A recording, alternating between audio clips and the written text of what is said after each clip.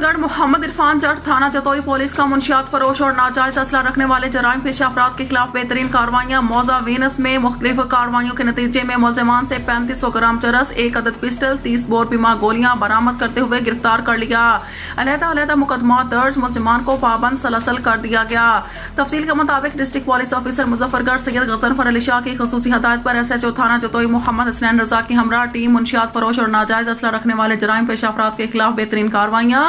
मौसा वीनस में मुख्तलिफ कार्रवाइयों के नतीजे में मुलजिम मोहम्मद इस्माइल से 1500 ग्राम चरस बरामद। मजीद कार्रवाई करते हुए मुलजिम शुमाइल से 2000 ग्राम चरस बरामद करते हुए गिरफ्तार कर लिया।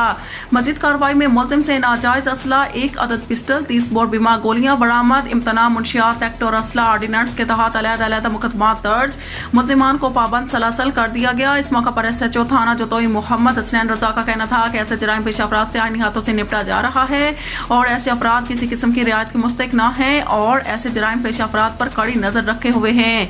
अवाम को चाहिए कि किसी भी किस्म के जुर्म के इतला फौरी तौर पर अपने करीबी पुलिस स्टेशन या पुकार 15 पर दें। जराइम से पाक मुआशरा और शहरियों के तहफ़्फ़ुज़ और जान और माल की हिफाजत के लिए मुजफ्फरगढ़ पुलिस हिमा वक्त कोशां है।